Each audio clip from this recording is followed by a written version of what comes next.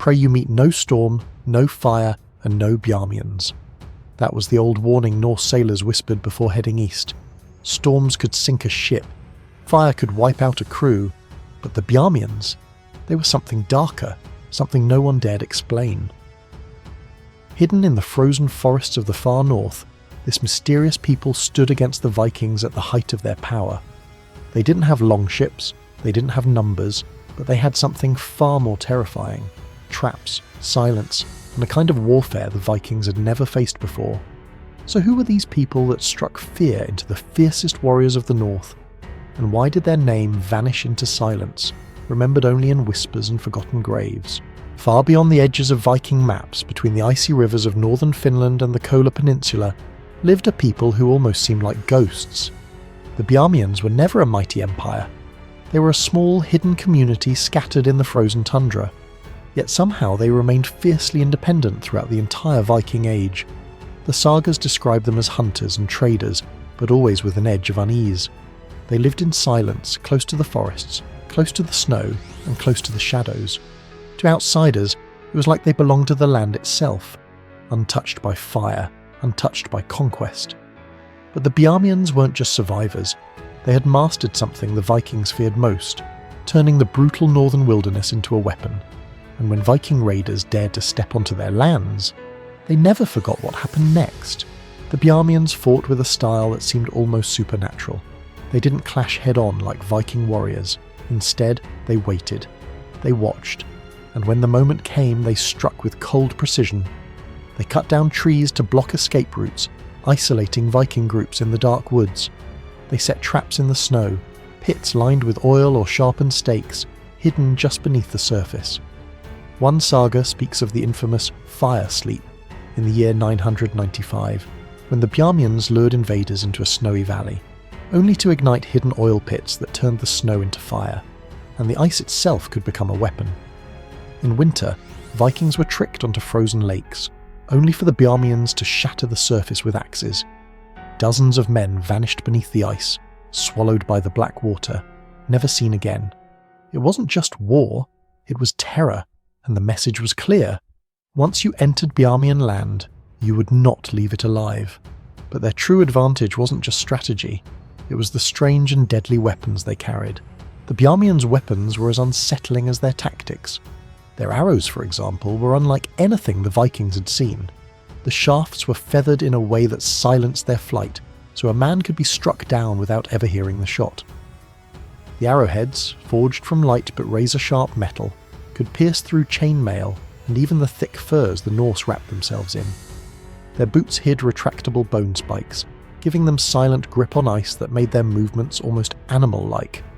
To a Viking warrior, it must have felt as if the enemy could walk where no one else dared, striking from impossible angles. Most unsettling of all were their skis. Unlike the simple wooden planks of the Norse, Bjarmian skis were asymmetrical, one short and wide for pushing, the other long and narrow for gliding. With this strange design, they could cut through snow at nearly 15 kilometers per hour. To an exhausted raider trudging through waist-deep drifts, the sight of warriors gliding past in silence must have felt like facing spirits rather than men. And the land itself reflected their way of life. Even their homes seemed built for war. The Bjarmians didn't just fight differently, they lived differently. Their homes were half buried in the earth, insulated by soil and stone. Inside, the temperature stayed steady, warm enough to survive even when the world outside plunged to -30. Fires were rarely lit, so no smoke betrayed their location. To outsiders, it seemed as if entire villages simply vanished into the ground. But what truly unnerved the Vikings were the signs the Bjarmians left around their lands. Stone pillars carved with beasts, runes, and symbols of unknown meaning stood like warnings at the forest's edge. To the Norse, they weren't art. They were omens. The sagas whispered that these markers were curses, wards of dark magic meant to guard a land no man should enter. Every detail, the silence, the hidden homes, the carved stones, sent a clear message. This was not Viking territory. This was Bjarmian land, and those who ignored the warnings would pay the price. And sure enough, when the Vikings came in force, they discovered just how costly that mistake could be. The sagas record more than rumours. They tell of battles where Viking strength crumbled against Bjarmian cunning. One of the clearest accounts comes from the campaign of Thorhun in 1026.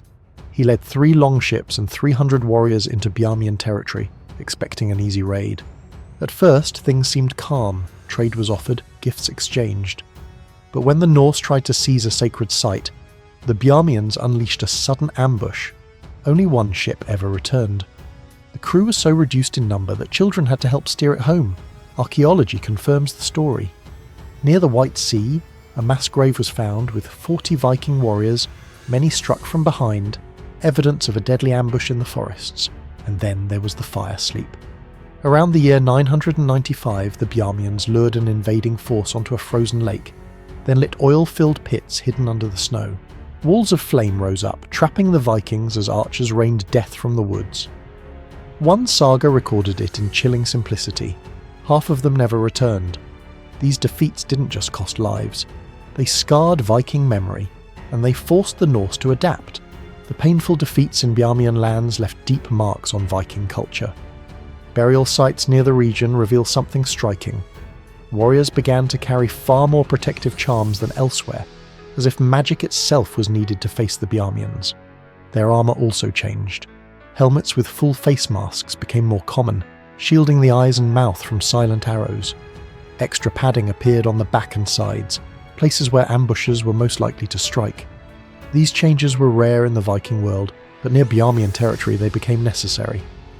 One discovery is especially chilling. On the hilt of a Viking sword found near a frozen lake, runes were carved that read, "Beware the guardians of the White Forest."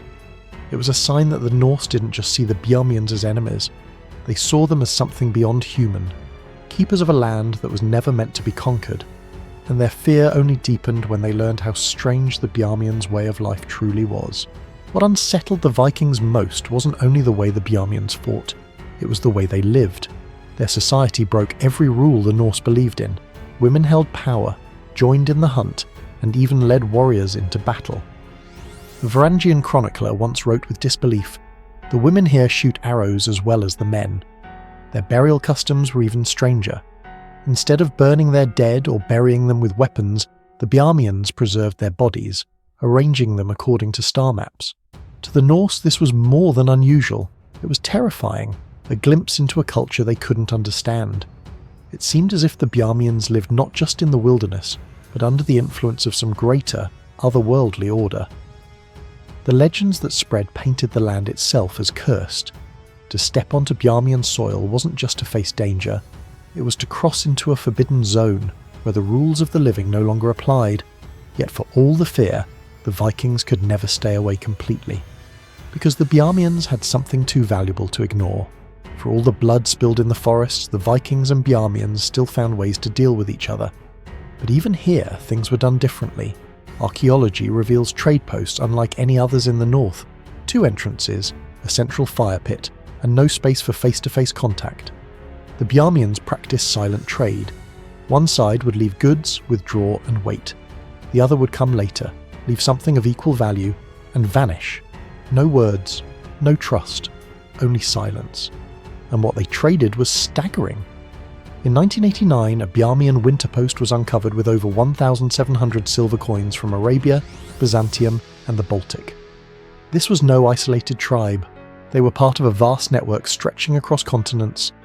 Wealth poured through their frozen lands, even as outsiders dismissed them as savages. To the Vikings, this made them even more unsettling. How could a people so strange, so secretive, command both terror and riches? And yet, despite their victories, their wealth, and their legends, the Bjarmians left behind almost nothing of their own story. The Bjarmians never wrote sagas. They left no songs, no boasts, no heroes carved into stone. Their story comes to us only through the words of their enemies, and through the silence that followed. To the Vikings, storms and fire were dangers of nature. But the Bjarmians were something different, something human yet beyond understanding.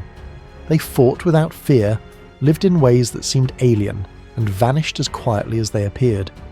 What they left behind were whispers of ambushes in dark forests, runes warning of guardians in the white wilderness, and treasures buried deep beneath the snow. Perhaps that is why their memory lingers, not as conquerors, not as victims, but as shadows, ghosts of the north, feared more than the sea itself.